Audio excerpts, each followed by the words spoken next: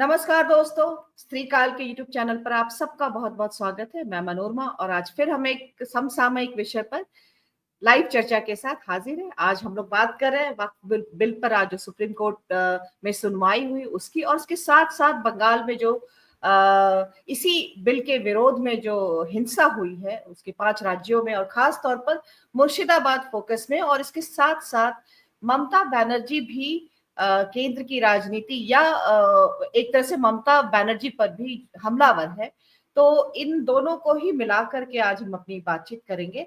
और लेकिन उसके पहले थोड़ा सा और विस्तार में हम जान लेते हैं। आज सुप्रीम कोर्ट में वक्फ संशोधन अधिनियम 2025 को चुनौती देने वाली 73 याचिकाओं पर सुनवाई हुई। और सुनवाई के दौरान सुप्रीम कोर्ट ने केंद्र सरकार से वक्फ बाय यूजर संपत्तियों के प्रावधान पर सवाल उठाए और ये भी कहा कि वक्फ बाय यूजर संपत्तियों को डी नोटिफाई करने से दिक्कतें पैदा होंगी। सुप्रीम कोर्ट ने फिर वक्फ बोर्ड और सेंट्रल वक्फ काउंसिल में गैर मुस्लिमों को शामिल करने के प्रावधान पर भी सवाल उठाए और पूछा कि क्या वह मुसलमानों को हिंदू धार्मिक न्यासों का हिस्सा बनने की अनुमति देने को तैयार है। और आज सुनवाई चली, कल भी है, कल गुरुवार का दिन है और कल 2 बजे फिर सुनवाई होगी इसमें। और अभी अदालत ने कोई आदेश नहीं दिया है क्योंकि सॉलिसिटर जनरल तुषार मेहता और वकीलों ने कुछ आपत्तियां जताई है। तो वक्फ बाय यूजर संपत्तियों के संबंध में अंतरिम आदेश पारित करना चाहती थी सुप्रीम कोर्ट, लेकिन गुरुवार तक इस मामले को इसलिए टाला गया है कि बाकी वकीलों को सुना जाएगा और तब हम लोग भी देखेंगे कि कल सुप्रीम कोर्ट इस पर क्या कहता है। और दूसरी ओर ये है कि इस कानून के खिलाफ में देश भर में प्रदर्शन हो रहे हैं और खासतौर पर पश्चिम बंगाल के मुर्शिदाबाद की हिंसा जो है वो सुर्खियों में। 11 अप्रैल से वहां पर एक प्रदर्शन हुआ, उसके बाद से हिंसा की घटना शुरू हुई। 5 जिलों में जो है वो हिंसा की बात है और मुर्शिदाबाद में 3 लोगों की जान गई, 2 हिंदू और 1 मुसलमान। ये है। और बाकी जो अखबारों की खबरों के मुताबिक अगर देखा जाए तो इसमें सैकड़ों की संख्या में बताया जा रहा है कि महिला, पुरुष और बच्चे आसपास के सुरक्षित स्थानों में उनको शरण लेना पड़ा। और ये कह रहे हैं कि अधिकतर शरणार्थी परिवार वो हिंदू हैं। तो सुप्रीम कोर्ट ने भी इस पर चिंता जताई। कोर्ट ने कहा कि ये परेशान करने वाली बात है क्योंकि अदालत में अभी इस संशोधन पे सुनवाई चल रही है, कल भी इस पर सुनवाई चलेगी।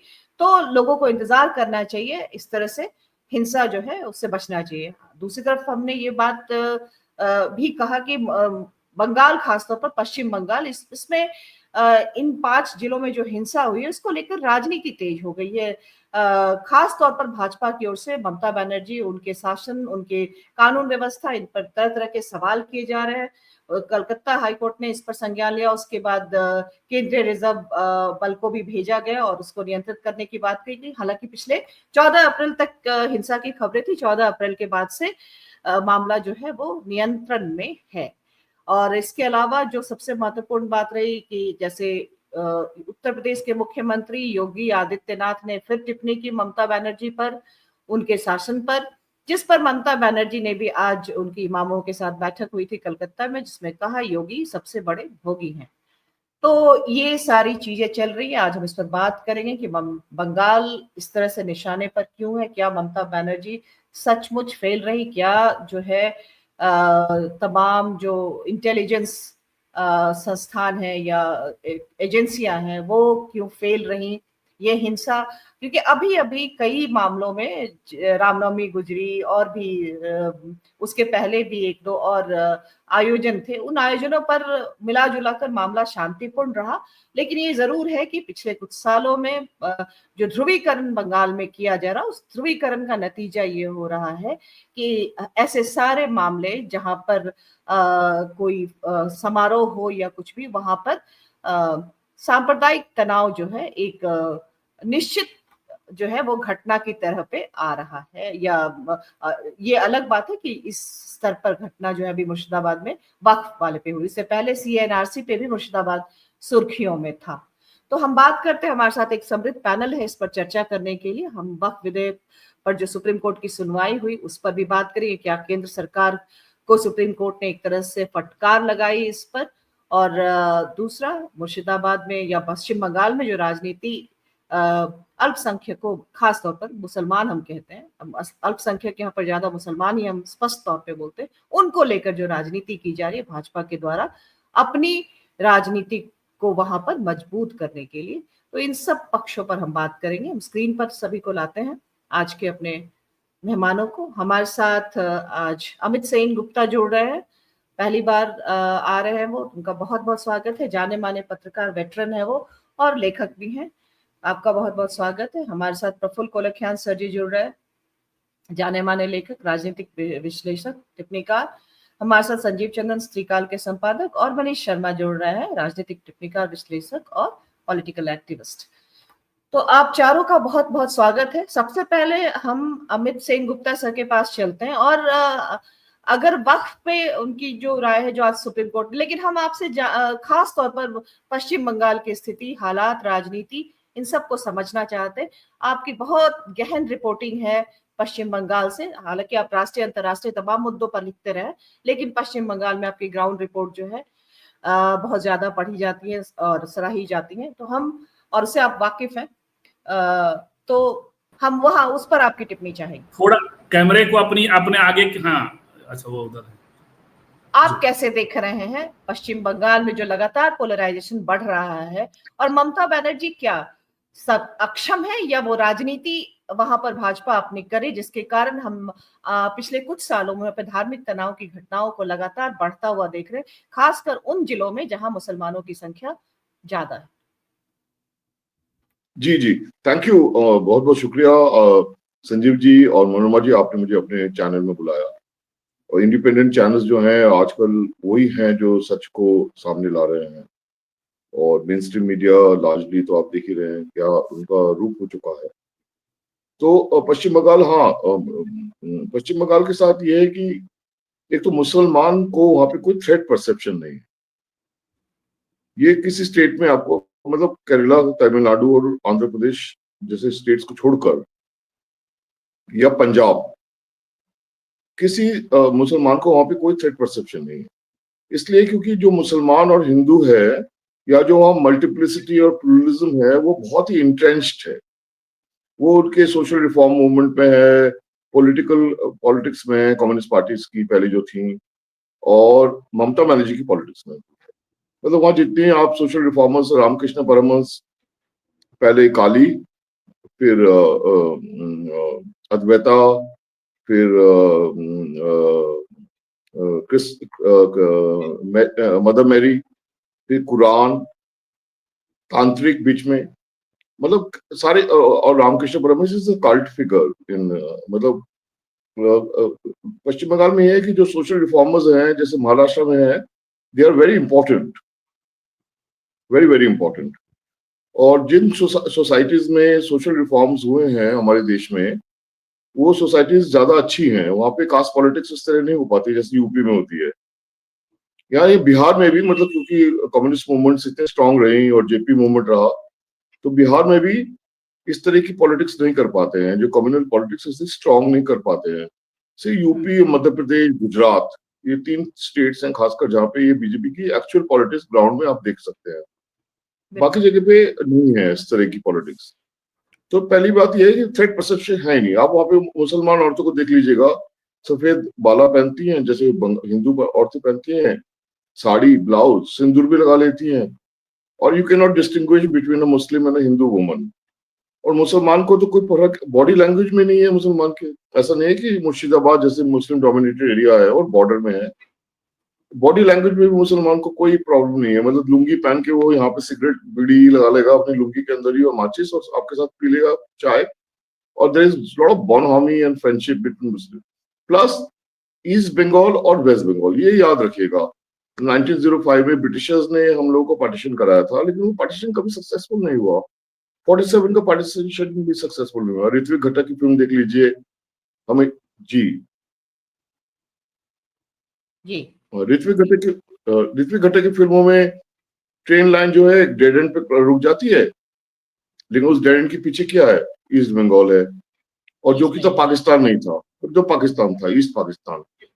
लेकिन वहाँ का कल्चर और यहाँ का कल्चर जो है एकदम एक जैसे ही है सब कुछ। काजी नजरुल इस्लाम रेवोल्यूशनरी सिंगर यहाँ पे भी माने जाते हैं। रविंद्रनाथ टैगोर का नेशनल एंथम है वहाँ पे। Food, cuisine, everything is the same, almost the same, because they eat beef. And Bengal also, a lot of people eat beef, and it is not banned. And there is acceptance to beef. Like in Kerala, everybody eats beef, and Hindus also eat beef. So first we should understand that East Bengal और West Bengal और मुसलमान और हिंदू जो वहाँ पे हैं उनके बीच में एक essential historical harmony है, जो कि कल्चरल हार्मनी है। पॉलिटिकल हार्मनी तो है ही, जो कि कम्युनिस्ट मूवमेंट और रेवोल्यूशन, मतलब कल्पना दत्त, चिटागोंग का स्ट्रगल, आर्म स्ट्रगल और तमाम और struggle, Khudiram Bose, all struggles जो हैं वहाँ पे हैं।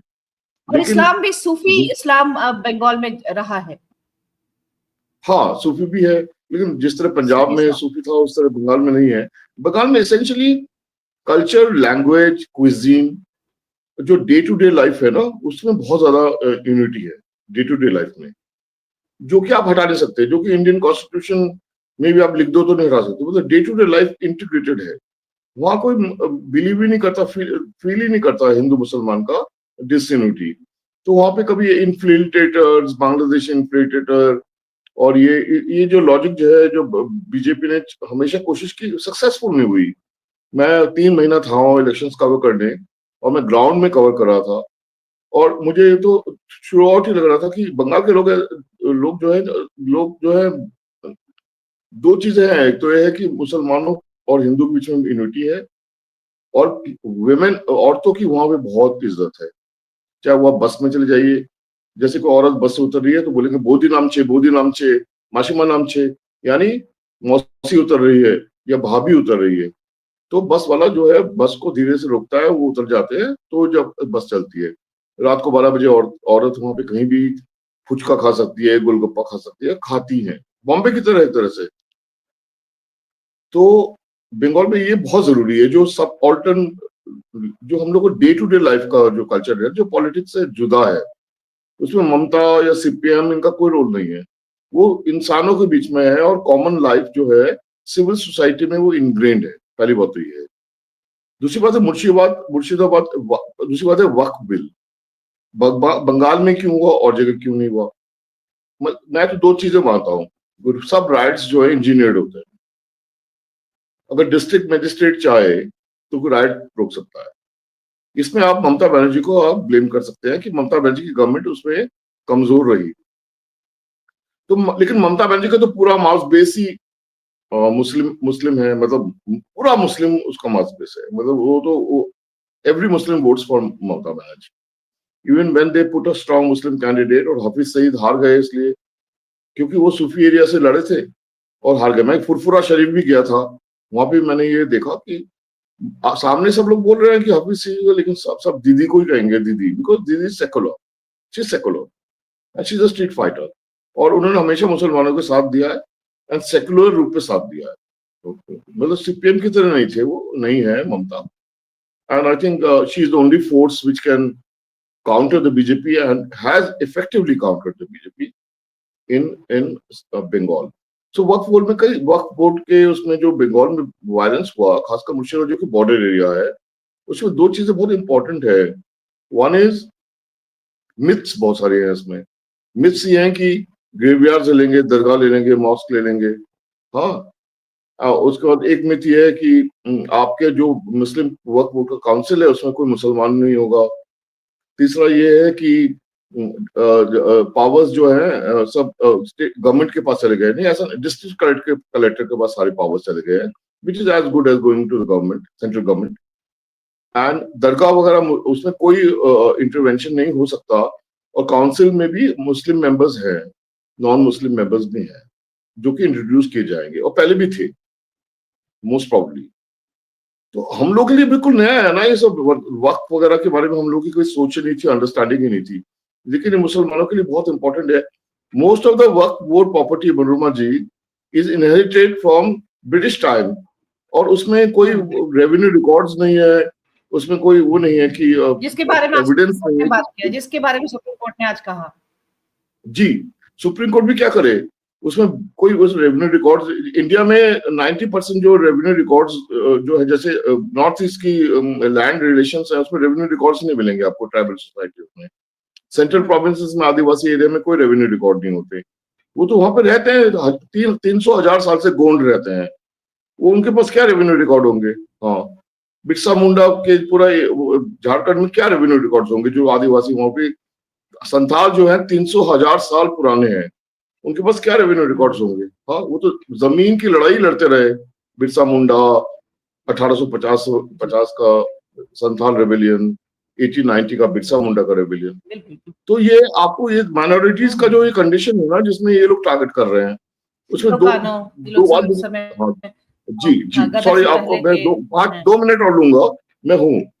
देखिए, ये तो बीजेपी का एजेंडा है, चाहे वो ट्रिपल तलाक हो, लव जिहाद हो, बुलडोजर हो, कश्मीर में एब्रोगेशन ऑफ आर्टिकल 370 हो, जो कि फेलियर है, बिल्कुल फेलियर है। सर प्रिसाइजली अभी जो हिंसा हो रही है बंगाल में, उसको आप किस तरह से देख रहे हैं? क्या वो हिंसा ममता बनर्जी हाँ फेलियर है, या फिर आप उसको केंद्र प्रायोजित या भाजपा प्रायोजित उस हिंसा को ज्यादा आप देख रहे हैं? देखिए, एक तो मैं, आप लोग पत्रकार हैं और हम लोग सब पत्रकार हैं, तो हम लोग जानते हैं कि जब तक मैं ग्राउंड में नहीं गया हूं तो मैं कैसे बोल सकता हूँ। लेकिन ग्राउंड में जाए बिना मैं तो रिपोर्टिंग, ग्राउंड में जाके भी हम लोग नहीं समझ पाते हैं क्या हो रहा है। इतनी ह्यूमिलिटी तो एक प्रोफेशनल रिपोर्टर को होनी चाहिए, जर्नलिस्ट को। मतलब हम लोग टीवी जर्नलिस्ट तो नहीं है ना, कि जो भी मन में आया बोल दें। तो अभी तक ये बहुत अनएक्सपेक्टेड है कि ममता के टाइम पे इस तरह की वायलेंस हुई है। It gives no advantage to Mamata, because if Muslims are protesting and Muslims are, killing, like 2 Hindus have been killed, two Mandal family people have been killed. It does not give any advantage to Mamata, because she is equally popular amongst the rural voters and the poor voters and the women in rural Bengal. Calcutta छोड़ दीजिए, Calcutta is different. But in rural Bengal, Mamata is as popular as anybody. And like Murshidabad, RG Kar hospital में जो case हुआ था, ममता को कुछ आंच नहीं पहुंची उसको लेके। because people still trust her and they have suffered under the CPM for 30 years. ठीक है, डेवलपमेंट बहुत ज्यादा है बंगाल में, और मैसिव डेवलपमेंट है बंगाल में, मतलब जो कि आप कई जगह आप सोचेंगे इतना नहीं होना चाहिए, और बहुत ज्यादा क्रूड भी हो गया है डेवलपमेंट। इतनी सड़कें बन गई हैं, हॉस्पिटल्स फ्री हैं, औरतों के लिए, लड़कियों के लिए जो ये शिक्षा का उन्होंने किया है, पूरा ड्रॉप आउट रेट खत्म हो गया है लड़कियों का, और सबको साइकिल्स मिल गई है जो वर्किंग औरतें हैं। मतलब अमेजिंग है, सड़कों पे औरतें चलती है कान में ईयरपग लगा के म्यूजिक सुनते हुए, और लड़कियों के लिए ग्रेजुएशन के बाद तक 80,000 या कुछ पैसे, 50,000 बैंक पे डिपॉजिट, उनको शादी का प्रेशर नहीं होता। तो and totally free education till graduation, and loan दे रहे हैं उनको कि आप 40 साल तक लोन मत लौटाइए, 40 साल की उम्र पे लौटाइए। और हर एक महीना कोविड के बाद से गरीबों को खाना दिया जा रहा है, जो कि फैंटास्टिक है, और 1,000 रुपए हर एक औरत के उसमें डाला जा रहा है, 1,000-1,500, जो कि अमीर औरतों के उस अकाउंट में भी डाला जा रहा है, जो कि मतलब आई थिंक मतलब there is a largely democratic social welfare society she is established with all the aberrations. बहुत कमी। और यार देखो यार, यूपी के साथ कंपेयर कर लो, या मतलब तो this is a very very good society. India में इससे अच्छी हम लोग इतनी उम्मीद नहीं कर सकते। तो वायलेंस जो है ये भी बहुत अनप्रेसिडेंटेड वायलेंस है, और ये वायलेंस अब जो नई रिपोर्ट आई है, और जो कि होम मिनिस्ट्री ने भी एक्सेप्ट कर लिया है कि बांग्लादेश से इंटेलिजेंस आया। अब देखिए, इंडिया और बांग्लादेश का लिंक सिर्फ कल्चरल और लैंग्वेज। सर फिर ये तो ममता बनर्जी की रिस्पॉन्सिबिलिटी नहीं हुई, क्योंकि बॉर्डर से इन्फिल्ट्रेशन को रोकने की जिम्मेदारी केंद्र सरकार की है। तो उसने अभी स्टेटमेंट तो दिया है ना, आप उसको ध्यान से पढ़िएगा। Border security force is in charge of the entire border. और बॉर्डर सिक्योरिटी फोर्स का जब अभी करीब 2 साल पहले इन्होंने नया रूल बना दिया कि बॉर्डर सिक्योरिटी फोर्स 50 किलोमीटर अंदर बॉर्डर से शहर में जुरिडिक्शन है, जिसको ममता बनर्जी ने अपोज किया है, क्योंकि वहां पे ये ड्रग स्मगलिंग होती है, फैंसी ड्रिल की स्मगलिंग होती है। गाय की पहले बहुत होती थी, अब बिल्कुल गाय की रुक गई है। लेकिन मैं वहां जा चुका हूँ, मैं कई 2-3 बार जा चुका हूँ बॉर्डर्स में, और रिपोर्टिंग मतलब वहां पे लोगों के बड़े बड़े मकान बन गए हैं ये वो, और लगातार बॉर्डर सिक्योरिटी फोर्स उन लोगों को मार देती है जो कि क्रॉस करना चाहते हैं बॉर्डर। उसमें एलिगेशन भी लगते हैं कि जो लोग पैसे नहीं देते उनको मारे जाते हैं। मुझे उसका कोई एविडेंस नहीं है, लेकिन ममता ने कहा है कि बॉर्डर सिक्योरिटी फोर्स ने क्यों नहीं रोका। पहली बात, जो बांग्लादेश में हो रहा है, और बांग्लादेश और बंगाल का बहुत स्ट्रांग लिंकेज है, कल्चरल और इमोशनल और लैंग्वेज का ही नहीं है। वो अभी है कि बांग्लादेश में कि जिहादी फोर्सेस, डेमोक्रेसी का जो नया रूप आया है खालिदा जिया के डिक्टेटरशिप के बाद, सेकुलर डिक्टेटरशिप के बाद, वो बहुत ही खतरनाक रूप ले रहा है। और जिहादीज बहुत स्ट्रांग हो गए हैं और लड़कियों को फुटबॉल नहीं खेलने देते, कपड़ों पे लॉजिक लगा दिया है, और एक किस्म का Wahhabi Taliban Saudi Arabia type का लॉजिक वहां पे लागू कर रहे हैं। जो वहां पे लड़कियां जो स्कूल कॉलेज की थी, जिन्होंने लड़ा है ये पूरा आंदोलन अभी, और उसमें कितने लोग मरे हैं, वो लोग बहुत स्ट्रांग ऑब्जेक्शंस कर रहे हैं। और मैंने 2 बांग्लादेशी इंटेलेक्चुअल्स एक्टिविस्ट का इंटरव्यू भी रिसेंटली किया है, और वहां पे बांग्लादेश में सिचुएशन जिहादियों का है कि वो लोग बहुत, और खालिदा जिया अगला इलेक्शन जीत जाएगी, ये भी है। और खालिदा जिया जीतेगी तो ये फंडामेंटलिस्ट जिहादी टाइप के जो फैक्टर्स हैं वो स्ट्रांग हो जाएंगे। अभी तक इंडियन गवर्नमेंट ने फॉर्चुनेटली खालिदा जिया को नहीं सपोर्ट किया है, और सिर्फ शेख हसीना को सपोर्ट किया है, which is good, which is very good. But Mohammad Yunus India नहीं आए, वो पहली बार चाइना गए हैं, और वो इंडिया के साथ सारे नेबरहुड कंट्रीज का रिलेशन खराब है, वो आप जानते हैं। तो यहाँ से जो नया रिपोर्ट आया है मनोरमा जी, वो है कि इंटेल रिपोर्ट जिसे कहते हैं, इंटेलिजेंस रिपोर्ट, की बांग्लादेश से वहां इन्फिल्ट्रेटर्स घुसे थे बॉर्डर एरिया में, उन्होंने वहां पे इंस्टिगेट किया। अब ये तो अभी पता चलेगा 1 हफ्ते के अंदर ही कि ये इनको कौन लेके आया था वहां से, या इनको कौन पेट्रोनेज कर। इस्लामिक जिहादीज के साथ तो आए थे, उनका पेट्रोनेज तो है, कि इंडिया में कौन पेट्रोनेज। अब यार मैं ये क्या बताऊं आपको कि एक राइट से किसको क्या फर्क पड़ता है, खासकर मुस्लिम डोमिनेटेड एरियाज में, जहां हिंदूज को एक पॉलिटिकल पार्टी जो डिस्क्रेडिटेड है बंगाल में, वो अपने साथ चाहती है, वो हिंदू उनके साथ जाना चाहते नहीं है। इलेक्शन आफ्टर इलेक्शन वो हार रहे हैं, बाय इलेक्शन हार जाते हैं। तो उन हिंदू तो क्या पॉलिटिक्स मुस्लिम एरियाज में ऑपरेट करते हैं हमेशा। राइट्स क्यों होते हैं मुस्लिम एरियाज में? क्योंकि मुस्लिम एरियाज में जब राइट्स होती हैं तो हिंदूज पोलराइज हो जाते हैं, उसका बेनिफिट एक ही पार्टी को मिलता है इंडिया। तो यहाँ भी उसी पार्टी ने ये पार्टी को मिलेगा। किसने किया है मैं नहीं कह सकता एज अ जर्नलिस्ट, जबकि मुझे पता ही नहीं है मैं किसने किया।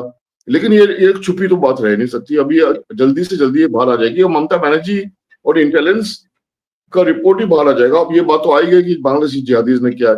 अब आप भी जानते ही हैं कि जिहादीज का या टेररिस्ट ऑर्गेनाइजेशंस का कोई एक हेजोमोनिक आइडियोलॉजिकल पोजीशन नहीं होता। ये कोई लैटिन अमेरिकन गोरिल्लास तो चे गुएवारा के फॉलोअर्स तो है नहीं, ये किसी के साथ भी जा सकते हैं जहां इनको बेनिफिट मिलता है। गवर्नमेंट, स्टेट गवर्नमेंट्स, जो पॉलिटिकल पार्टीज जो उनको पैसा देती है, जो उनको पेट्रोनाइज करती है, ये लोग कहीं इस्लामी जिहादीज का भी यही है, ये किसी के साथ भी जा सकते हैं। तो अब जी जी अपनी बात पूरी कर ले सर। नहीं, मैंने कर दी बात।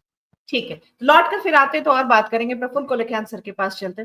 सर आप किस तरह से देख रहे हैं? आप भी बंगाल में हैं अभी अभी आपके शहर का नाम भूल रही हूं मैं, आप कहाँ से अभी हैं?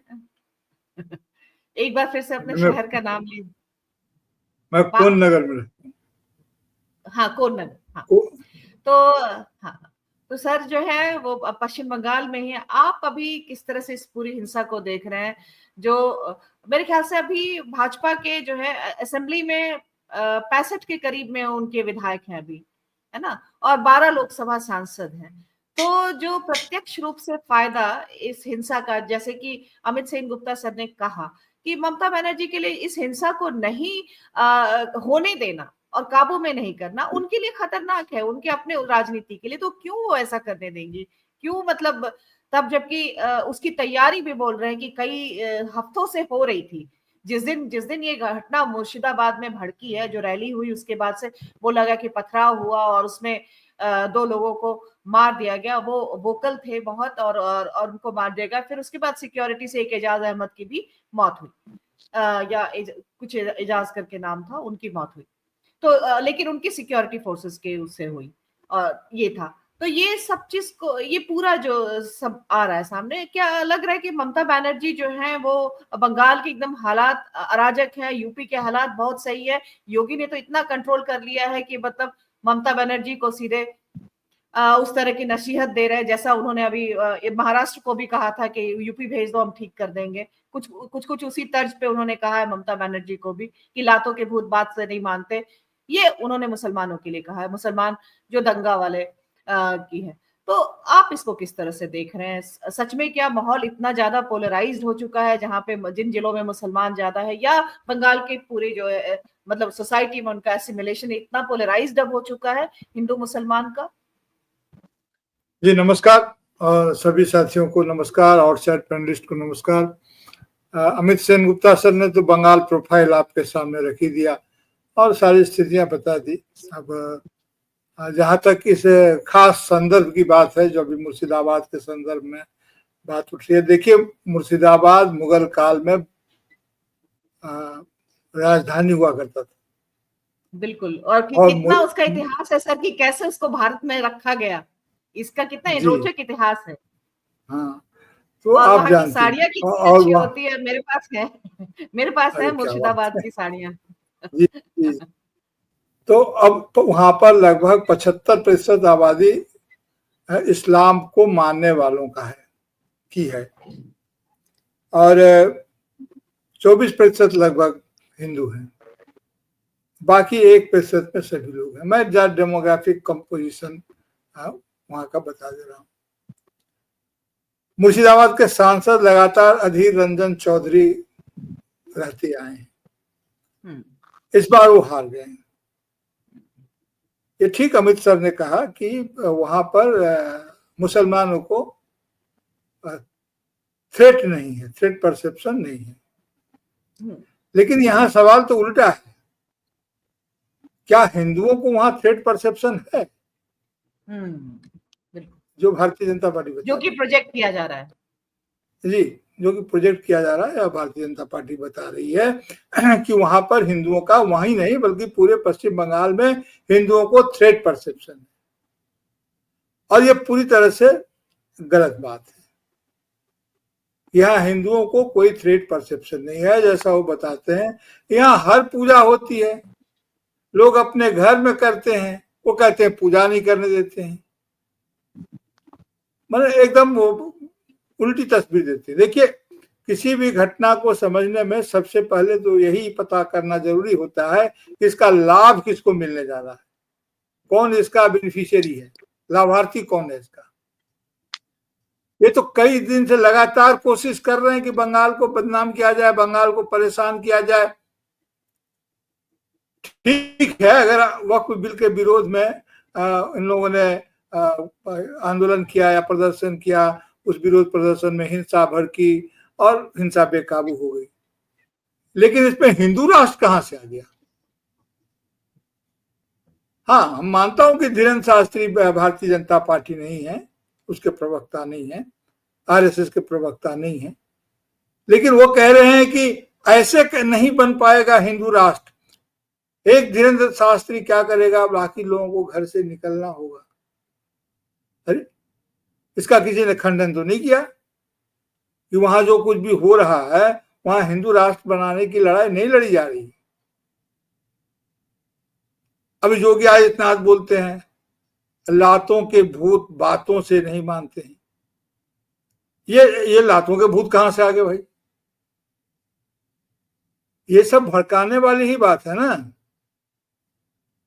और संसद में जब आप सोमनाथ चट्टोपाध्याय से, जब वहां के अध्यक्ष थे लोकसभा के, तो उनसे जब संरक्षण मांग रहे थे तो आप किस बात से मान रहे थे? ये अपना अतीत भूल जाते हैं। ये तो सबका लगता है कि वहां पर, जैसे दिल्ली में अरविंद केजरीवाल मोहल्ला क्लिनिक चलाते थे, ये उत्तर प्रदेश में हो हल्ला क्लिनिक चला रहे हैं। हर किसी को बोल रहे हैं यहां भेज दो, मैं इलाज कर दूंगा। तो वो तो मोहल्ला क्लिनिक चलाते चलाते बेचारे किस गति को प्राप्त हुए, ये तो योगी आदित्यनाथ भी जानते हैं और देश भी जानता है। अच्छा नाम। लेकिन ये होहल्ला क्लिनिक जो उत्तर प्रदेश में खोल रखा है, सबका इलाज करा देंगे, अबू आदमी का इलाज कराएंगे, इनका इलाज कराएंगे। इलाज तो होगा, होता है। कोई जात भाई का घर बुलडोजर, अपने हत्यारे जात भाई के घर बुलडोजर चलाना तो उसकी झोपड़ी पे चलाएंगे। हाँ, क्यों? अभी हुआ है, अभी हुआ है उत्तर प्रदेश में। अभी घटना इनका रामजी लाल सुमन के यहाँ जो घटना घटी है, अगर अब कैसे कोई कह सकता है कि नहीं इसमें जाति बात नहीं है?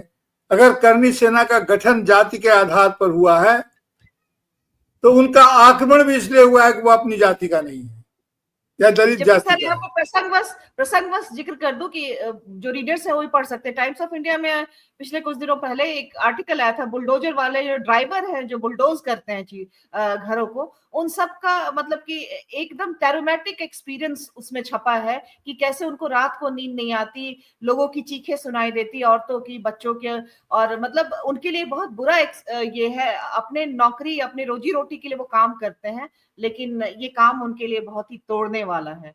तो ये ड्राइवरों के पूरे जो है एक्सपीरियंस पर वो रिपोर्ट है टाइम्स ऑफ इंडिया में, पढ़ना चाहिए सब लोगों को। देखिए, पढ़ना जरूर चाहिए। कश्मीरी गेट पर एक बार बुलडोजर चला था। संजीव सर को जरूर ध्यान होगा, मनीषा, अब सभी को ध्यान होगा। वो संजय गांधी का जमाना था दिल्ली में, जिसका खामियाजा कांग्रेस आज तक भोग रही है। उसी इमरजेंसी की ही बात है ना। अभी पावर में है, अभी सत्ता में है, चलाएं बुलडोजर चलाएं। वो दिन दूर नहीं है जब टैंक उतार देंगे। बुलडोजर से काम नहीं हो रहा ना। किसानों के साथ जैसा व्यवहार किया, अभी मैं विषय में फैलता नहीं हूं, मैं मुर्शिदाबाद पर ही केंद्रित रखता हूं। तो लाभार्थी इसमें कौन है? क्या हुआ संदेश खाली में? क्या बटोरने गए थे आप? और अब क्यों नहीं उसका पीछा कर रहे हैं? आज संदेश खाली में तो उसमें कौन विक्टिम था, उसको न्याय मिला नहीं मिला, इसकी भी याद भारतीय जनता पार्टी को नहीं होगी। ठीक है, उसमें जो नामित अपराधी थे या जिनको आरोपित थे वो जेल में हैं। तो पश्चिम बंगाल को आज से नहीं, 1905 से लेकर के ये काम किया जा रहा है। आज मैं एक जगह था तो वहां पर कुछ लोग कह रहे थे कि बंगाल के कारण भारत बदनाम हो रहा है। गजब तमाशा है। अरे एक कुछ खास इलाके के लोग बोलते हैं कि हिंदी पट्टी के कारण जो है सो भारत पिछड़ा हुआ है। इस तरह से अपने लोगों पर आरोप लगाएंगे, और संवैधानिक पद पर बैठे हुए लोग आरोप लगाते हैं तो बाकी लोगों को कहने का साहस मिलता है। वक्फ बिल पर जो है सो जो बात होगी, अभी तो अदालत का, माननीय अदालत का फैसला आना बाकी है। लेकिन ऐसा तो है नहीं कि उसमें आक्रोशित न करे वह संशोधन। और जिस ढंग से छाती ठोक करके लोकतंत्र में एक बहुत बड़ी बात होती है कि उसमें जो सत्ता की गद्दी पर है उसको थोड़ी विनम्रता से पेश आना चाहिए। छाती ठोक कर कहते हैं कि नहीं मानेगा कानून, बोलते हैं कि सीए से तो किसी का कुछ नहीं बिगड़ा। अरे नहीं बिगड़ा, 400 पार हो जाते तो अब तक क्या क्या नहीं बिगड़ गया होता। लोग क्या इस बात को नहीं समझते हैं? तो यहाँ तब से लगा। जी अमित सर कुछ कह रहे हैं। अमित सर कुछ नहीं, आप दो क्विक इंटरवेंशन है, बाकी लोगों को भी बोलना है। एक तो ये कि वक्त बिल इन्होंने इनके जितने बिल्स इन्होंने तो पुश किए हैं, इन्होंने कुछ में कोई कंसेंसस या आर्गुमेंट या डिस्कशन नहीं किया। ये बिल्कुल क्लियर है। और इनके पास इतनी क्लैरिटी है और इतनी ये लोग प्रिंसिपल पोजीशंस ले रहे हैं, तो एथिकली इन लोगों को उस पर डिस्कशन करना चाहिए था। और सोसाइटी, सिविल सोसाइटी से में भी कंसेंसस क्रिएट करना चाहिए था। तो कोई डिबेट नहीं है, कोई डिस्कशन नहीं, जैसे ये लोग चाहते हैं वैसे करते हैं, क्योंकि इनका एजेंडा बिल्कुल क्लियर है, हिंदू मुस्लिम पोलराइजेशन, और इनका कोई एजेंडा नहीं है। चाहे वो कश्मीर का इशू हो, चाहे आप कोई इशू, सीए, एनआरसी देख लीजिए, तमाम चीजें। सेकंड ये है कि जैसे इन्होंने अभी सर ने बोला बंगाल में, मतलब ये है कि बंगाल के अंदर जो है सीए, एनआरसी, मतलब मैं जब बंगाल में गया था तो people were opposing it in such vehement manner that even middle class people were saying कि उनको हम लोग लात मार के निकाल देंगे जो सीए यहाँ लाना चाहते हैं। कि बंगाल में ये मैं जैसे बोल रहा था, हिंदू मुस्लिम का कोई मतलब, बांग्लादेशी जो वहाँ पे रहते हैं वो अपने लोग माने जाते हैं। बाहर के लोग, मेरे माँ बाप भी बांग्लादेश से आए थे पार्टीशन के बाद, तो और अभी भी 80s में भी बहुत पार्टीशन के बाद आए हैं। और जब भी खालिदा जिया आई है वहां से माइग्रेशन होता है, और अब बहुत कम लोग रह गए हैं हिंदू वहां पे। पहले हिंदू वहां रहते थे, लेकिन मैं बांग्लादेश भी गया हूँ और वहां पे हिंदूज को खालिदा हसीना के टाइम में कोई परसेप्शन नहीं था। और हिंदूज जो थे दुर्गा पूजा, मतलब 37 से 38 दुर्गा पूजा ढाका में ही होती थी और हसीना आती थी और पूरा अवामी लीग का वहां पे बैकिंग था उनको। और उन्होंने कभी वहां पे दंगे, एक बार एक जगह हुआ था तो उसको एकदम रोक दिया गया था, पूरा आर्मी पुलिस लगा दी थी हसीना ने। और मैं वहां पे एक मिठाई की दुकान में गया था खुलना में, वहां पे मैं मिष्टी दोई खा रहा था सबके साथ। वहां सारे मुसलमान खा रहे थे मेरे से मिष्टी दोई। वो कह रहे जो हिंदू घोष जिसकी दुकान थी उसके घर में सुबह रोज पाठ होता है, वहां सारे मुसलमान जाते हैं, वो पाठ का हिस्सा होता है। और फिर दुर्गा पूजा में सब कम्युनिटी इकट्ठा होती है।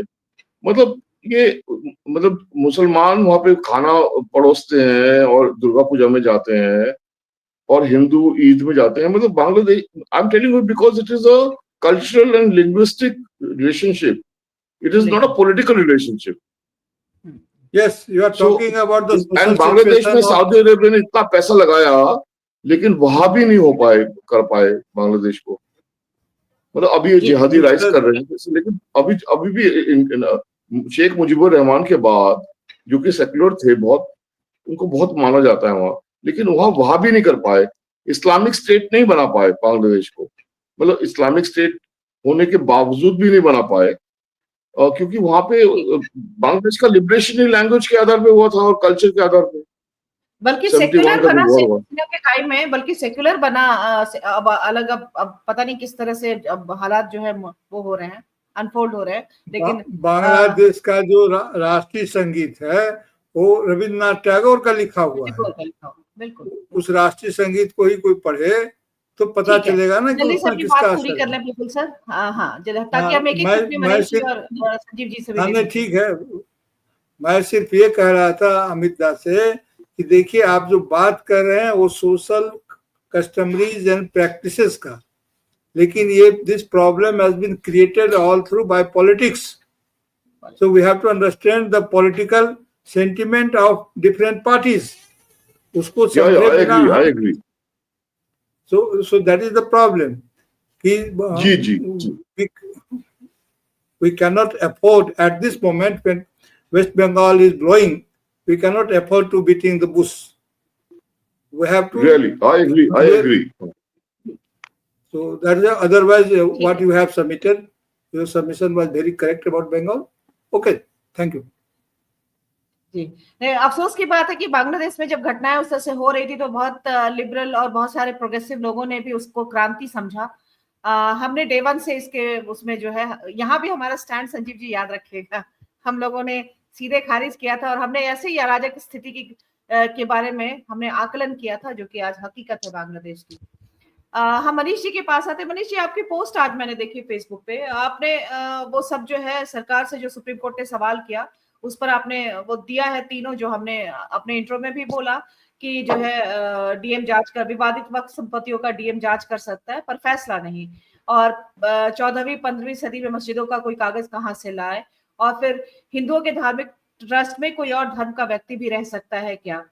तो ये तमाम चीजें आपने मतलब उसमें, लेकिन इसके साथ आपने एक डर किया कि फैसला आया तो भावनाएं जाग गई और फैसला मंदिर के पक्ष में आ गया। अब यहाँ भी देखते जाइए आगे आगे होता है। तो आप कैसे देख रहे हैं आज जो सुनवाई हुई है, कल अभी इस पर और आगे की सुनवाई बाकी है, उसके बाद क्या इस पर आता है, हम लोग कल हमारी नजर रहेगी उस पर। लेकिन इसके साथ साथ आपने अपना एप्रीहेंशन जो है वो जाहिर किया, तो मैं वो समझना चाह रही हूँ आपसे। अनम्यूट कर लीजिए, अनम्यूट कर लीजिए।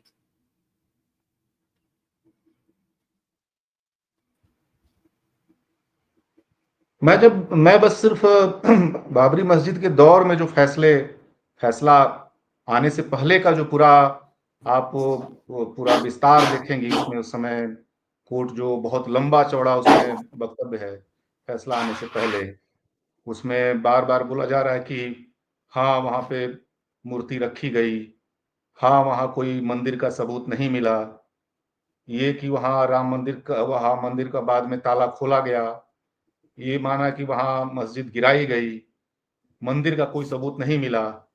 लेकिन चूंकि हिंदुओं की भावनाएं हैं और इसलिए उन भावनाओं को ध्यान में रख करके ये फैसला हम जो है मंदिर के पक्ष में दे रहे हैं। तो मैं बस उससे आपको बस ये कह रहा था कि ये जो अभी कल का है, ये कोई फैसले से पहले का मामला नहीं है, अंतरिम फैसले से पहले का ही मामला है। लेकिन जो बातें हैं उसको मैं उससे थोड़ा लिंक कर रहा था कि अभी इसको लेकर के ये सवाल तो बहुत अच्छा किया है, जो सवाल विपक्ष भी कर रहा था कि भाई कहाँ से लोग सबूत देंगे 14वीं सदी 15वीं सदी में। कोर्ट भी कह रहा है कि भाई ये उस समय तो कोई रजिस्ट्रेशन होता नहीं था ब्रिटिश काल में, तो उस समय की जो वक्त संपत्ति होगी उसका हिसाब कोई कहाँ से देगा, कागज पत्तर कहाँ से देगा। या आप क्या हिंदुओं के ट्रस्ट में किसी मुस्लिम को या उसको रखने की स्थिति में है क्या, रखेंगे क्या। या उन्होंने ये कह दिया कि भाई डीएम जांच तो करे लेकिन जो है उसका उस पर कोई फैसला न ले। जैसे आप उसको भी ध्यान रखिए, जैसे चंद्रचूड़ जी जो न्याय वर्शिप एक्ट के सवाल पे उन्होंने कह दिया कि अभी फैसला जब तक न हो जाए तब तक जो है आप मस्जिदों में जा जाके पीएचडी कर सकते हैं, उसका स्टेटस नहीं बदलेगा। तो आपने देखा वो यूपी में बहुत सारी पीएचडी होने लगी, हर मस्जिद में 12 मामले पहले से ही कोर्ट में थे। उनके फैसले से एक इशारा गया कि वो सारे लोग जो है जा करके पीएचडी करें, और बहुत सारे लोग उत्तर प्रदेश के तमाम मस्जिदों में वो करने भी लगे। तो मैं बस आपसे ये कहना चाह रहा था, इसके जरिए कहने का ये था कि इस बार कोई सेकुलर भावना ना आ जाए। उस बार हिंदुओं की भावना जो आई थी, अभी मैं बैठ के डिबेट चल रहा था वहां पे, वो राकेश बिल्कुल सही बोल रहे हैं, सेक्युलर भावना ना उस बार जो मैंने धार्मिक भावना की बात हो रही थी, तो इस बार कोई सेकुलर भावना ना चली आए। क्योंकि अभी मैं देख रहा था संघ के एक तथाकथित विचारक हैं राकेश सिन्हा, आप सब लोग जानते हैं, वो सब सेकुलर बन रहे हैं, सब सेकुलर बन रहे हैं। वो इस सवाल पे कह रहे हैं कि भाई ये कोर्ट पीछे ले जा रहा है देश को, एक सेकुलर फैसला इस सरकार ने लिया है और देश को ये जो है बहुत पीछे ले जा रहे हैं ये सरकार। तो मैं बस सोच रहा हूँ कि कोर्ट कहीं कोई उस पूरे मामले में कहीं उसके अंदर कोई इस बार सेकुलर भावना ना आ जाए कि वो जो है फैसले लेते समय। तो ये एक बड़े सब पहलू हैं, इसलिए और चूंकि फासिस्ट समय है तो कार्यपालिका, न्यायपालिका और जो विधायिका है वो बहुत चेक एंड बैलेंस बहुत नहीं रह गया है, वो एक ही दिशा के राही बनते जा रहे हैं। तो इसलिए भी मैं इस बात को कह रहा हूं कि ये आज का जो सब चीजें हैं उसको लेकर के बहुत सारे सवाल हैं, उस एंगल से मैं इस बात को कह रहा था। और दूसरी बात मैं बस आपसे कह रहा था कि बंगाल में देखिए, अगर मैं उसको बहुत शार्ट में, बीजेपी जो कर रही है, जो कोशिश कर रही है बीजेपी, वो भयानक, उसका कह लीजिए कि वो पुराने ही रास्ते पर, पिछली बार आपको याद होगा कि उसने बहुत ज्यादा कम्युनलाइज करने का, बंगाल को एकदम से उसने एक तरह से पूरे देश को वहां इन्वॉल्व करके बहुत ही कम्युनलाइज करने का विधानसभा के दौर में कोशिश की थी। उसके बावजूद भी उसको वहां उस तरह का कोई उस तरह का माइलेज नहीं मिला, उसको झटका लगा।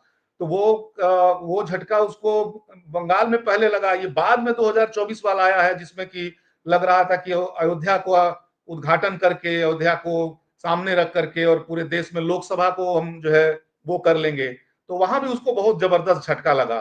तो मैं बस आपसे ये कहना चाहता हूं कि ये जरूरी नहीं है। अभी आपने देखा होगा रामनवमी के दिन वहां बंगाल में 5000 शोभा यात्राएं निकालने का कोशिश हुई। रामनवमी को ही आप, वक्त तो बाद में आ रहा है, रामनवमी के समय ही वहां ये कराने की कोशिश हुई। और मनीष, इस दंगे के समय में भी कई फेक वीडियो चलाए गए हैं। अभी सोशल मीडिया अकाउंट ही देखिए कितना, 1000 या 10,000, मैं इसमें कंफ्यूज हूँ, लेकिन इतने अकाउंट ब्लॉक किए गए हैं। देखिए मैं अभी मैं एक जगह देख रहा था, भाजपा के प्रवक्ता ने स्वीकार किया है, उसको ह्यूमन एरर बोला है, और ये बोला है कि ये संभव, ये है, कहीं असम का फोटो है, कहीं लुधियाना का फोटो है, कहीं कोई बांग्लादेश का फोटो है, कहीं कोई जो है कहीं और का वो है, जो बंगाल के बारे में दिखाया जा रहा है, वो उसको ह्यूमन एरर बोल करके, जो आईटी सेल ने डाला है उसको ह्यूमन एरर बोल करके भाजपा के प्रवक्ता ने स्वीकार किया है। यह भी स्वीकार किया है कि वो इनपुट मिला है कि बांग्लादेश से जो जिस तरह की अभी फोर्सेज हैं, भारत से जिस तरह का तनाव है, वहां से इनपुट एएनआई ने जो है उसको सामने लाया है। तो बंगाल को एक, चूंकि बंगाल को अगर आपको इस तरह से भी देखना होगा कि वो बॉर्डर स्टेट है, तो वहां की आप उत्तर प्रदेश की तरह बात नहीं कर सकते हैं, आप जो है बिहार की तरह बात नहीं कर सकते हैं। वहां ये नहीं केवल कह सकते हैं कि स्टेट की जिम्मेदारी है, वहां स्टेट और सेंटर मिलके ही कोई बात आगे बढ़ सकती है, और दोनों के लिए स्पेस है वहां चीजों को बिगाड़ देने का। तो इस बात को भी समझना है।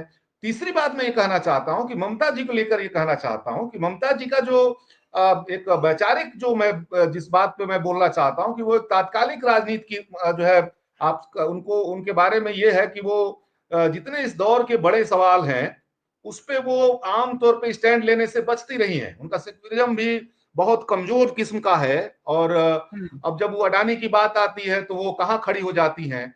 आप याद करिए जब इंडिया अलायंस के समय में जाति जनगणना की बात हो रही थी तो वो कहाँ खड़ी हो गई थी। तो ममता का भी बहुत ही कह लीजिए प्रेगमेटिक किस्म का, बहुत ही प्रेगमेटिस्ट किस्म का उनकी राजनीति है, बहुत तात्कालिक किस्म की राजनीति है और ये राजनीति ही बीजेपी को साहस देती है कि बंगाल में हम बंगाल को जीत सकते हैं, बंगाल को हम कवर कर सकते हैं। ये स्पेस वहां से भी एक आप देखिएगा कि वो मिलता है और इसलिए वहां बार बार बीजेपी हारने के बावजूद भी एक कमजोर किस्म का एक विपक्ष है वहां पे वैचारिक मोर्चे पे और बीजेपी को यहां से एक उम्मीद बनती है कि वो बंगाल को फिर से कवर कर सकते हैं। तो मेरा ये कहना है कि इसको बहुत सारे इसमें संदर्भ है, इन सारे संदर्भों के साथ ही हम लोगों को इसको देखना चाहिए।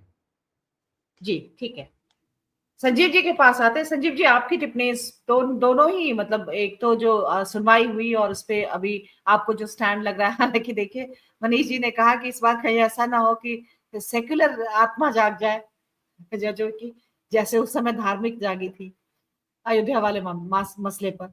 तो एक ये भी है, और या फिर आप क्या सरकार को बैकफुट पर आप जाते हुए देख रहे हैं इस मसले में, और आगे किस तरह की संभावनाएं बनती हैं, और बंगाल को भी जो इस कदर जो हिंसा की चपेट में आ रहा है, तो ये जो है लॉ एंड ऑर्डर और ये जो वहाँ की परिस्थितियां, उससे ज्यादा ये बड़े स्तर पर राजनीति है।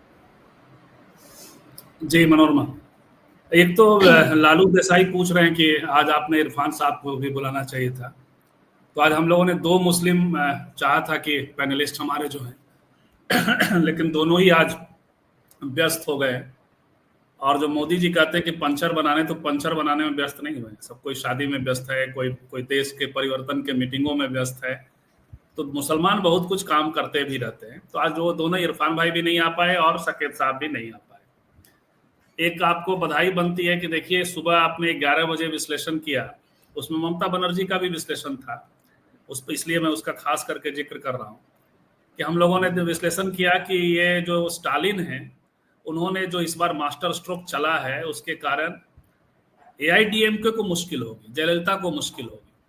और वो हुआ, गठबंधन टूट गया, क्योंकि एक दिन पहले ही गठबंधन हुआ था और मास्टर स्ट्रोक उसके पहलू से ही खींच करके चला स्टालिन ने, जो स्टेट के ऑटोनॉमी का मामला था।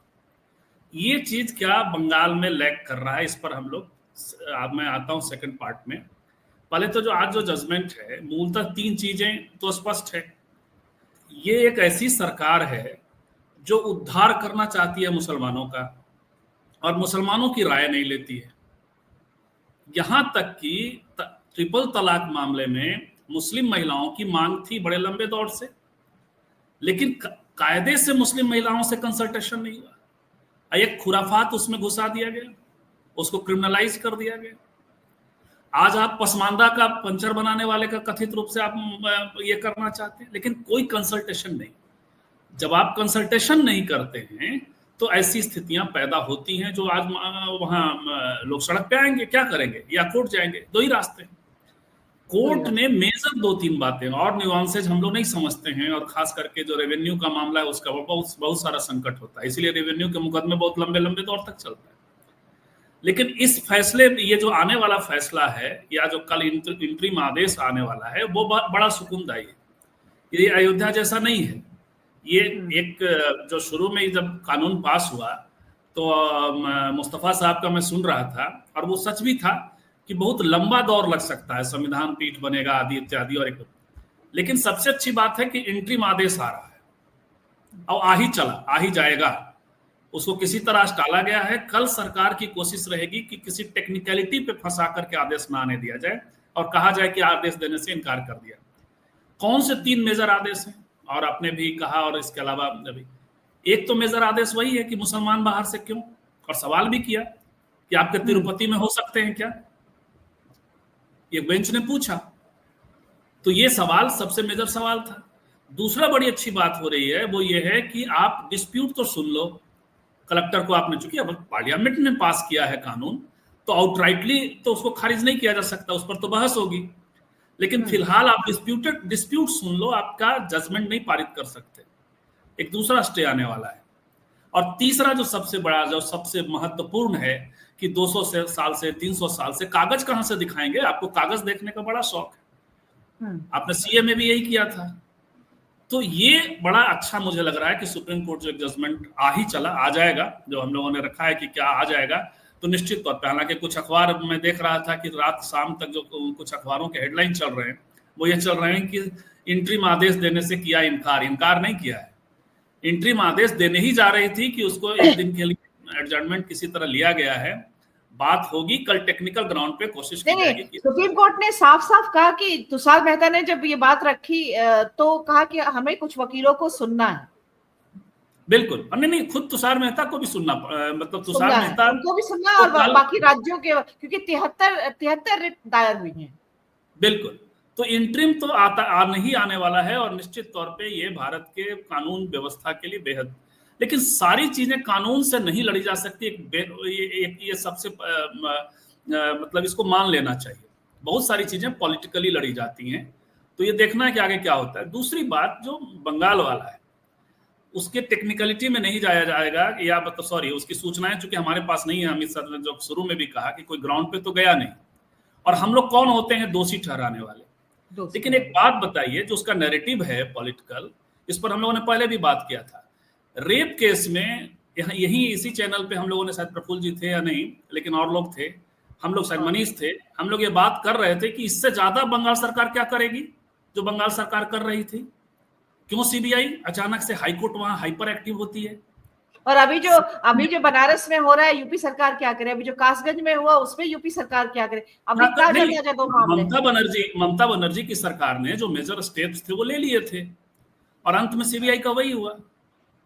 तो ये आप कोई घटना घट रही है वहां, एक दंगे का सिचुएशन बनता है किसी कारण से, और उसके कोई भी कारण हो सकते हैं, चाहे वो रिपोर्ट और आगे आएगा, लेकिन वो है। उसके बाद हम क्या होता है, हम लेफ्ट लिबरल भी बड़ा अचानक से वो मतलब उसमें बात करने लगते हैं कि ममता बनर्जी और क्या करेंगी, कानून व्यवस्था क्या था। लेकिन एक जो दूसरी चीज ममता बनर्जी लैक कर रही हैं, या दूसरे अन्य राज्य लैक कर रहे हैं, स्टालिन की तुलना में, हम लोगों ने सुबह बात की थी, नैरेटिव अपने, हम लोगों को मेरा इंतजार है खास करके 2026 के पहले, कि ममता बनर्जी किस तरह से नैरेटिव अपने हाथ में लेके आती है।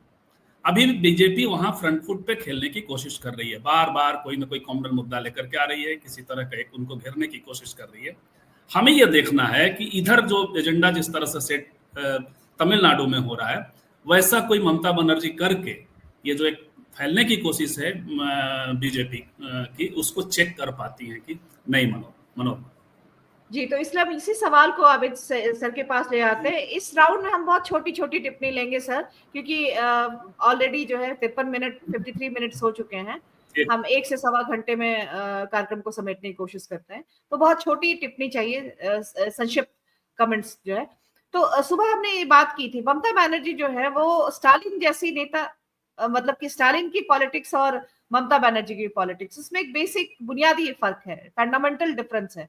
और दूसरा ये कि जो बीजेपी जिस तरह से स्ट्रांग है, नहीं मनोरमा, एक चीज मैं बताऊं, नैरेटिव कभी हाथ में था ममता जी के, और तभी वो सीपीएम जैसी जमी हुई सत्ता को उखाड़ के आई है। वो था नंदीग्राम।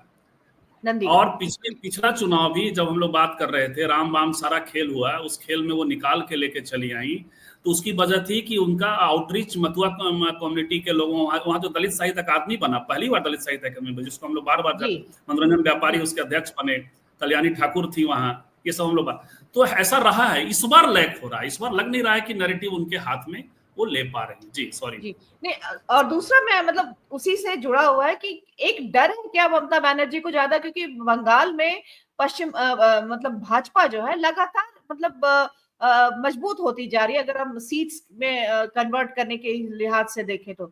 अभी उस तरह से ना कांग्रेस है वहां पर, ना ही आपको सीपीएम, और सब बिल्कुल खत्म होने के कगार पे है। तो ये दो मुख्य पार्टी है, सत्ता में तृणमूल है और अपोजिशन में भाजपा है। तो ये एक चीज कभी भी, जो कि सत्ता में आने को बेताब है और अब चुनाव भी नजदीक है, तो ये एक डर है जो ममता बनर्जी को डिफेंसिव बना रहा है बहुत सारे मसलों पर। और ये जो इस तरह से नियंत्रण से बाहर जो चीजें गई हैं वो डिफेंसिव होने के कारण ज्यादा गई हैं।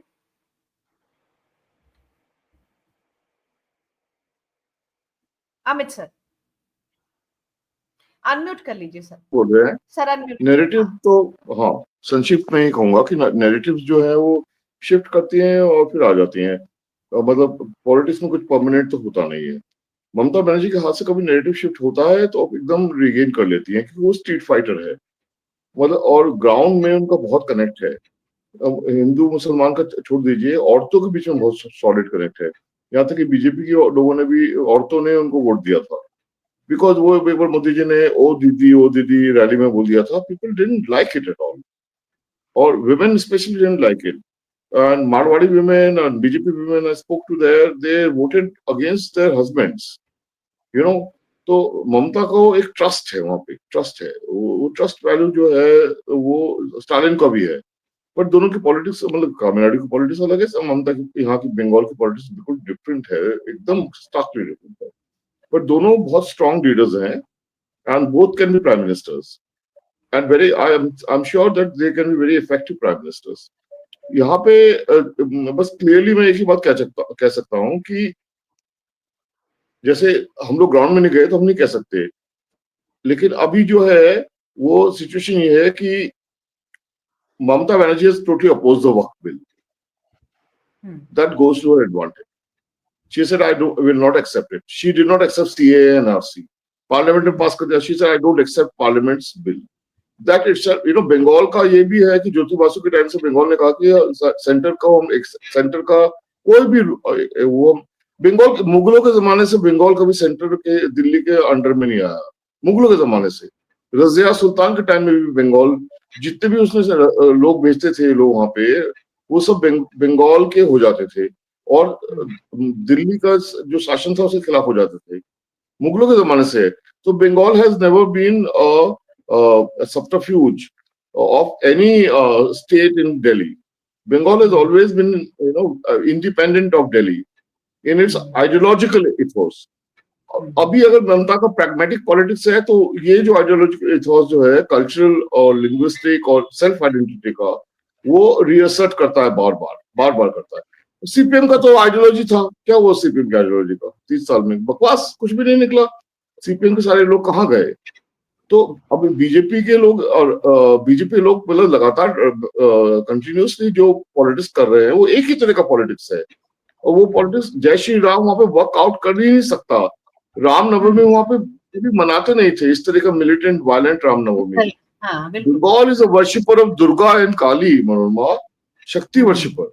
Durga, Kali, Chaitanya Mahaprabhu, Ramakrishna Paramahansa, Vivekananda, and the social reformers are Raja Rammohn Roy, Vivekananda, Rabindranath Tagore, Michael Madhusudan Dutt, etc. And then the communist traditions, good role, positive aspects of the communist traditions, early communist traditions. You know, these are all Mamta has inherited. वो हवाई चप्पल पहन के जाती है तो एक communist ही है, वो एक साड़ी पहनती है सफेद रंग की, वो एक कम्युनिस्ट की तरह ही है। कम्युनिस्ट मतलब I don't want to name people, but you can see communists are not so, you know, simple and stoic as Mamata Banerjee is. She's more communist than them in her daily lifestyle. You know, so she inherits that history of Bengal, which is different from Tamil Nadu and as a state, and there's a unity and diversity in our country. So I don't think they can do any shit to Mamata. They can't. BJP has been trying, they're losing ground, they have lost ground, they're discredited. It's because CPM or Congress or CPM ने एक बार Ram next time balm करके 1919 में इनको जिताया था। फिर इन्होंने assembly में भी इनको नीचे से बहुत प्रेशर, सीपीएम के लोगों ने ओवरवेलमिंगली वोट दिया था कार्टर ने बीजेपी को, तो इनके 14 सीट आए थे पार्लियामेंट में, जबकि कभी बंगाल से नहीं आए, और सीपीएम को 0 आए थ्रू आउट, 0। और कांग्रेस भी डिस्क्रेडिट है। मुर्शिदाबाद अधीर रंजन चौधरी का इलाका है। Adhir Ranjan Chowdhury is a very formidable leader, और अभी भी मुर्शिदाबाद में कांग्रेस का लीडरशिप है। तो लेकिन ऑपोजिशन इतनी वीक है वहां पे, तो बीजेपी ने अपना पोजीशन क्लियर किया हुआ है, और ये ममता के लिए अच्छा है। आप एक बात जान लीजिए, क्योंकि ममता नहीं चाहती सीपीएम और कांग्रेस राइज करे। वो बोलती है कि सीपीएम हमारे साथ आ जाए यूनाइटेड फ्रंट, क्योंकि वो उसको ऑपोजिशन वोट्स डिवाइडेड ही चाहिए, क्योंकि वो अगर सीपीएम उनके साथ आ जाएगी, कांग्रेस आ जाएगी, तो सीपीएम का जो वोट है वो बीजेपी के साथ ही जाएगा फाइनली, क्योंकि वो ममता से इतना नफरत करते हैं ग्राउंड के लेवल पे। मतलब विसरल हेट्रेड है ममता के प्रति। मतलब औरत होने के प्रति भी बहुत अजीब है। मतलब people many many men don't like Mamata. आप जानते हैं ममता को जी बोला जाता था मिडिल क्लास, जी जी मतलब मेड सर्वेंट। और बंगाल में सिटी ऑफ जॉय जो बोलते हैं कलकत्ता को, वो वर्किंग क्लास चलाती है। कैनिंग से जो 2-3 ट्रेन चलती है सुबह, उससे पूरा बंगाल का सर्विस सेक्टर चलता है। और वो 3 ट्रेन बंद कर दे तो कलकत्ता का पूरा मिडिल क्लास लाइफ डिस्टर्ब हो जाएगा। और उसको छोटे लोग भद्र लोग का बहुत कल्चर है बंगाल में। छोटे लोग भद्र लोग, मतलब अभी भी जो भद्र लोग है वो उनके साथ बैठ के 5 मिनट बात नहीं करता है यार। मैं वहां रहा हूँ अभी 2 साल कोविड के बाद, और मैं अपने आंखों से देखे चकित हो गया कि इस देश में, इस स्टेट में इतना रिफॉर्म्स हुआ है, पॉलिटिक्स हुई है, कम्युनिस्ट पॉलिटिक्स हुई है। कांग्रेस सारे भद्र लोग हैं, भद्र लोग पार्टी है। सीपीएम तो भद्र लोग पार्टी बन गई थी फाइनली। छोटे लोग भद्र लोग का इतना स्ट्रॉन्ग है। पर ये जो छोटे लोग हैं, जो बिहार का है, ईस्टर्न यूपी का है, और जो गरीब रूरल एरिया से आके बंगाल का इंफ्रास्ट्रक्चर बनाता है, पूरा कलकत्ता का रोज का काम करता है, टैक्सी ड्राइवर हो चाहे कुछ भी हो, ये लोग ही सिटी ऑफ जॉय हैं। इन्होंने वहां पे प्यार, मोहब्बत, भाईचारा इन्होंने रखा है। मिडिल क्लास तो गेटवाइज्ड है और अपॉर्चुनिस्ट है। वो तो कल सीपीएम के साथ ही आज ममता के साथ चली गई है। प्रोफेसर जो सीपीएम के अपॉइंटेड थे, और जितना इंटेलिजेंसिया है, पुलिस, ब्यूरोक्रेसी जो सीपीएम के अपॉइंटेड थे, सब ममता के साथ हैं। इनका कोई आइडियोलॉजिकल पोजीशन थोड़ी ना है। तो इस तरह के फ्लक्स में ममता अगर प्रैग्मेटिक पॉलिटिक्स नहीं करेगी तो क्या करेगी, आप बताओ। ठीक है, तो मतलब प्रफुल्ल कोलखैन सर के पास हम आप ही के सवाल को थोड़ा सा आगे बढ़ाते हैं कि ममता बनर्जी फिर ठीक है उनके लिए कि भाजपा से वो निपट सकती हैं। अभी जो वक्फ बिल पे भी जो ऑब्जर्वेशन 3 दिया है सुप्रीम कोर्ट ने, अगर कल अंतरिम आदेश में भी कर देती तो सरकार बैकफुट पर आती है। और मुर्शिदाबाद के जो या बंगाल के मुसलमान जो हैं, वो जिस फैसले की बात वो कर रहे थे, जिसपे है उनका, तो वो उनके उसमें होता है, उस लाइन पर होता है। तो फिर ममता बनर्जी के लिए भाजपा से निपटना आसान है मुकाबले इसके कि कांग्रेस या लेफ्ट वो वहां पर एक मजबूत प्रतिरोध के तौर पर अब उभरे।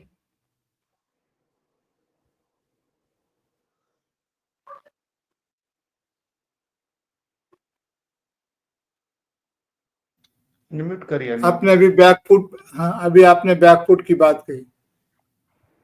देखिए, भारतीय जनता पार्टी जिस प्रकार की राजनीति करती है, तो पांव जमीन पर पांव रख करके राजनीति नहीं करती है, उसको ये महारत हासिल है।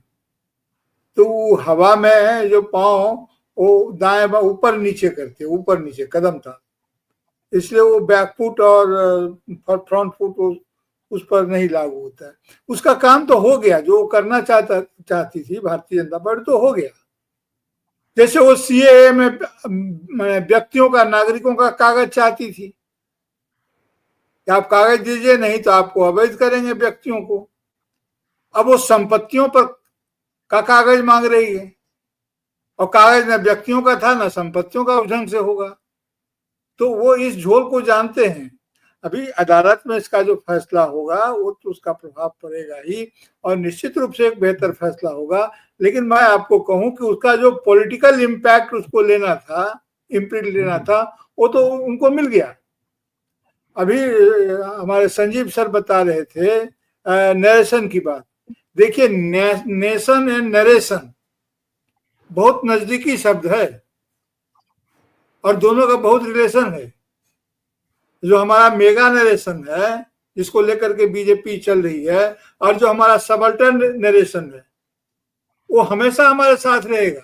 अभी जिसकी चर्चा कर रहे थे अमित सर, वो ये कि बंगाल की आइडेंटिटी इसने हमेशा अपने को एक तनाव में रख करके, एक दूरी बना करके, एक तनाव में रख करके, एक ऑटोनॉमी रख करके हमेशा तय किया, चाहे राज्य किसी का रहा।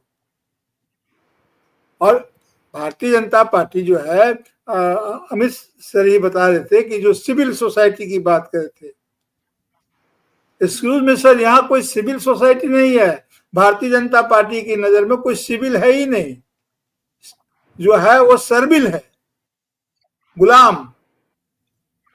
तो ये हमको सर्विल सोसाइटी बना के रखे हैं, and we are dreaming for civil society. ये इसका कॉन्ट्राडिक्शन है। और बंगाल में सारी चीजें बहुत अच्छी हैं, लेकिन जिस नैरेटिव की बात कर रहे थे संजीव सर, एक बात हमेशा ध्यान रखना होगा, तमिलनाडु से या केरल से ये कभी भी तुलनीय नहीं है। क्यों तुलनीय नहीं है? कि यहाँ सामाजिक सुधार हुए हैं, ये यहाँ बड़े बड़े व्यक्तित्व हुए हैं, पूरी आकाश गंगा है, लेकिन यहाँ कोई पेरियार नहीं है। मैं क्या कह रहा हूं? यहाँ आकाश गंगा में कोई पेरियार नहीं है, यहाँ कोई ज्योतिबा फूले नहीं है।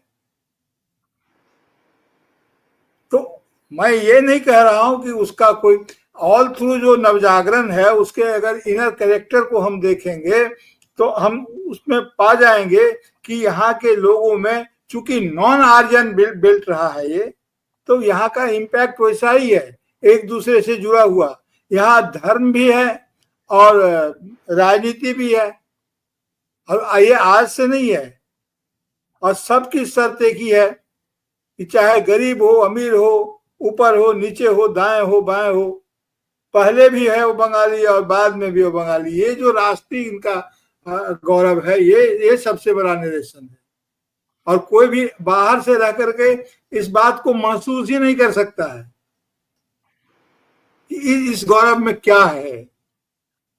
और ये जब आते हैं बाहर से, भारतीय जनता पार्टी आती है या कोई भी, तो वो अगर कोशिश करते हैं इसको धक्का देने की, तो वो समझ ही नहीं पाते हैं कि वो किस चीज को हिट कर रहे हैं और इसकी आंतरिक बनावट क्या है।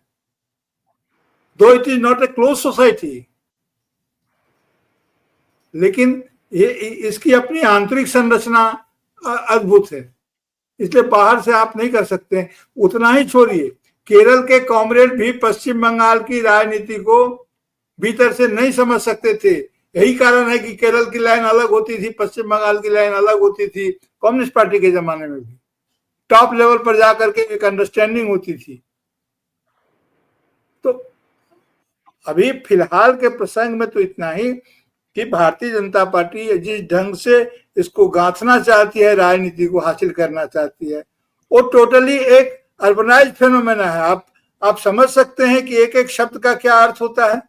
आज एक प्रवक्ता ने यह भी कहा, नेशनल मीडिया पर मैंने सुना, वे जो वहां पर दंगा फसाद में जो लोग पकड़े जा रहे थे या जिन लोगों पर दबाव बन रहा था, वे बांग्ला नहीं बोल पा रहे थे, वे हिंदी बोल रहे थे।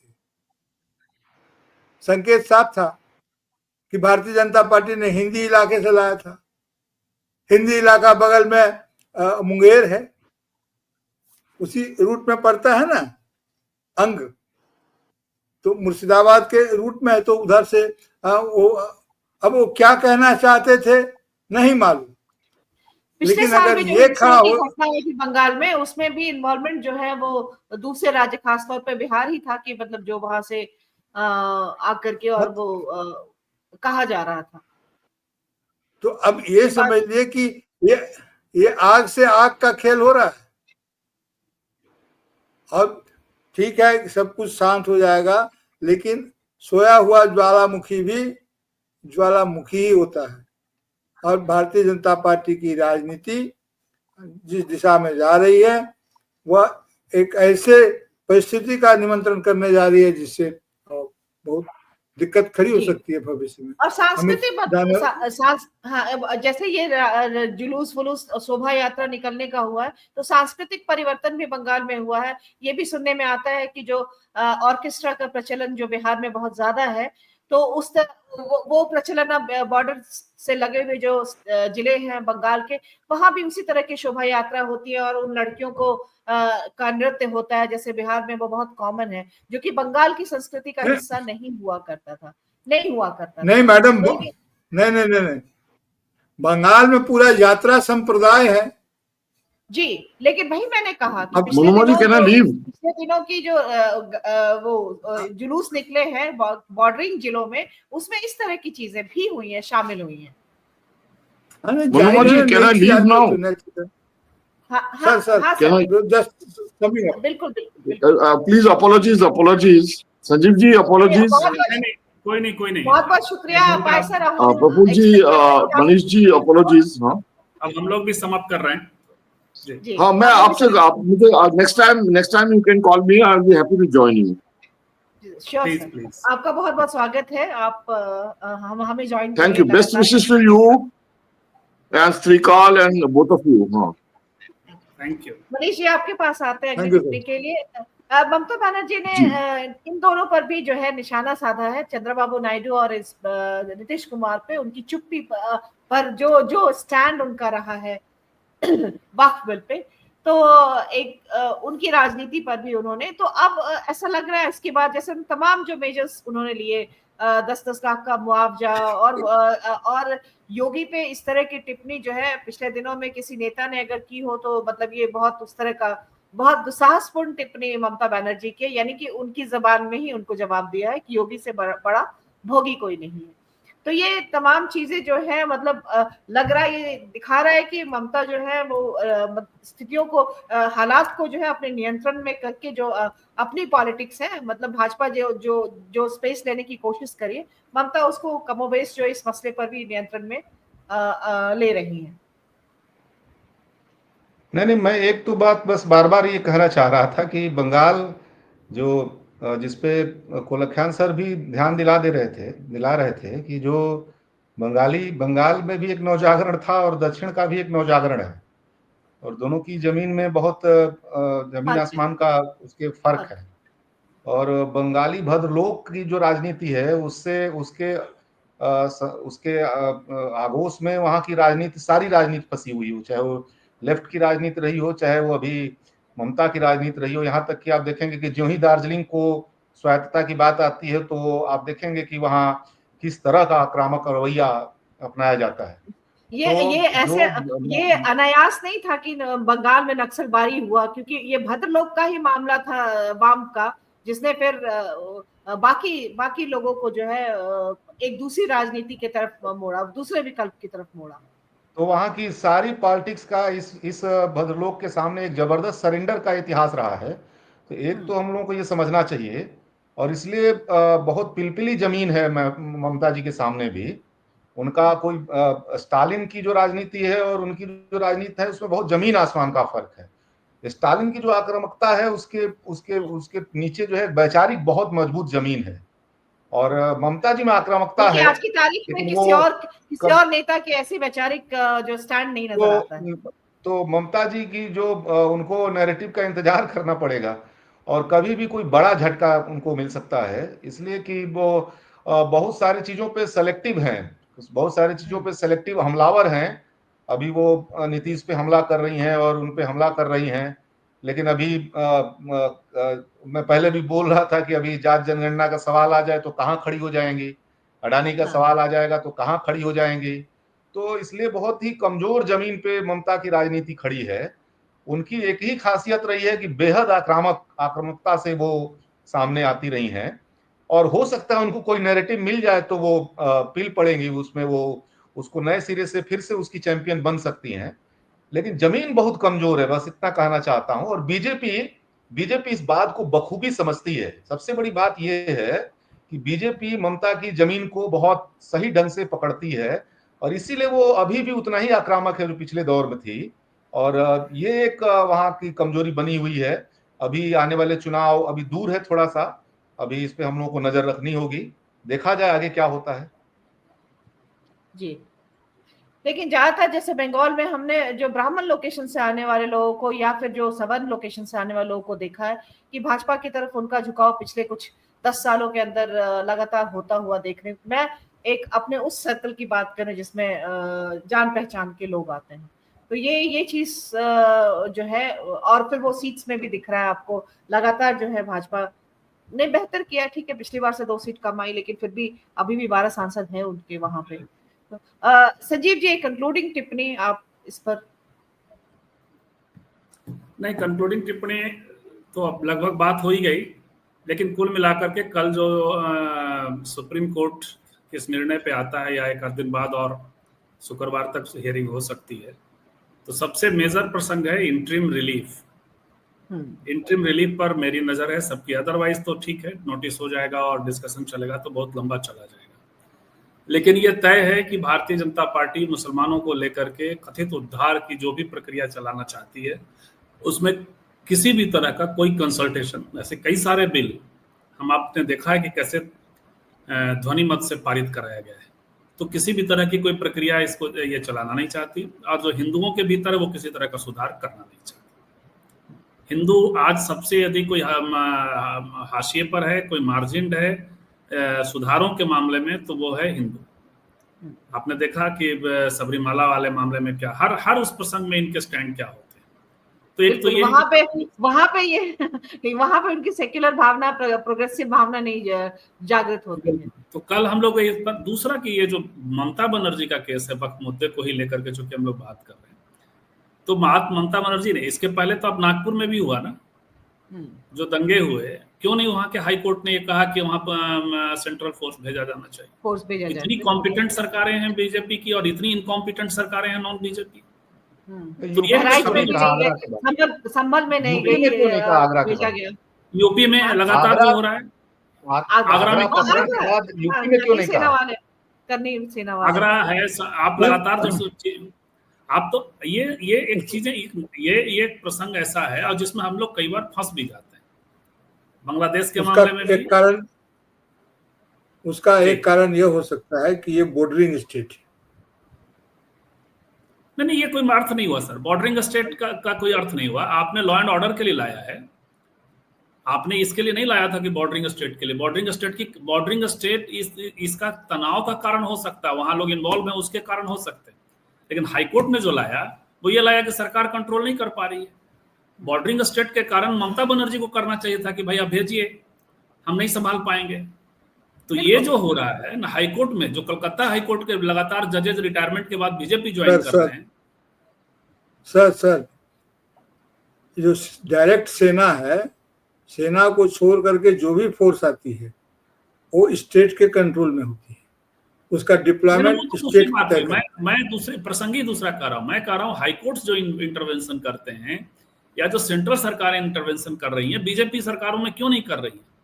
मैं इसके मैकेनिज्म पे नहीं जा रहा हूं, मैं ये कह रहा हूं कि एक तरह का खास किस्म से 2026 के चुनाव को देखते हुए, और ये सच कह रहे हैं मनीष जी या प्रफुल्ल सर जो बोले, या इसके पहले जो अमित सर बोल के गए, कि निश्चित तौर पे सामाजिक सांस्कृतिक संरचना, राजनीतिक संरचना तमिलनाडु का, महाराष्ट्र का, और वो है 200 सालों से 300 सालों से, इनके मुद्दे अलग रहे, वहां मुद्दे अलग रहे, यहाँ विमेन क्वेश्चन अलग रहे, वहां विमेन क्वेश्चन अलग रहे, एड्रेस करने के तरीके अलग रहे। कास्ट क्वेश्चन तो बंगाल में आने ही नहीं दिया, वो तो कम्युनिस्टों ने तक ने आने नहीं दिया, वहां मंडल आयोग तक लागू नहीं होने दिया। बिल्कुल। तो ये सब कथा कहानी है। इन सब के बीच ये जो रही हैं, हम लोग क्यों पसंद करते हैं ममता बनर्जी को, क्योंकि 22 में भी वो निकाल के ले आई, 21 में, और कायदे से निकाल के लेके आई। 19 में जो स्थितियां हुई, बाम राम सब कथा, हम लोग यहाँ भी इस चैनल पे भी बात कर चुके हैं, 2021 में भी बात कर चुके हैं, जब चुनाव हो रहा था कि वहां बाम राम का खेल 2021 में भी चला। उसके भी वैसे में नैरेटिव मैं ये नहीं कह रहा हूं कि नैरेटिव का अर्थ है कि आप गिवन सिचुएशन में भी, जैसे नीतीश कुमार के हैंड में एक वक्त में नैरेटिव रहा है, अब स्थिति ये हो गई है कि सरेंडर हो चुके हैं अब पूरा बीजेपी। तो ये है चुनावों का, और इनके ये है, अब हम लोग भी कई बार ट्रैप्ड हो जाते हैं। लेकिन चलिए, कोई अच्छी सूचना यदि मिलती है, आज बड़ा उत्साहित मन था हम लोगों का कि वक्फ बिल के मामले में कम से कम भारतीय जनता पार्टी के झूठ को सुप्रीम कोर्ट ने पकड़ा। तो कल देखते हैं कि इस पर क्या आता है, सुप्रीम कोर्ट की क्या कहता है कल सुप्रीम, और या फिर वो परसों तक पे जाता है, ये भी हम लोग देखेंगे। लेकिन एक है कि चुनावी साल नजदीक आ रहा है, तो इस तरह के हम एक पैटर्न की तरह से भी है पश्चिम बंगाल में, इस तरह का सांप्रदायिक ध्रुवीकरण बढ़ता चला जाता है। तो ममता बनर्जी के सामने खतरे बहुत हैं भाजपा की तरफ से, सांप्रदायिक मसलों को जो है हवा देने का, और इस पोलराइजेशन के तहत काम करने का, और अपनी जो 12 सीट है और 50-65 सीट जो विधानसभा में, उसको बढ़ा करके बहुमत की तरफ करने का। तो ममता बनर्जी को टैक्टिकल होकर बंगाल को डील करना पड़ेगा, ये तो जरूर है।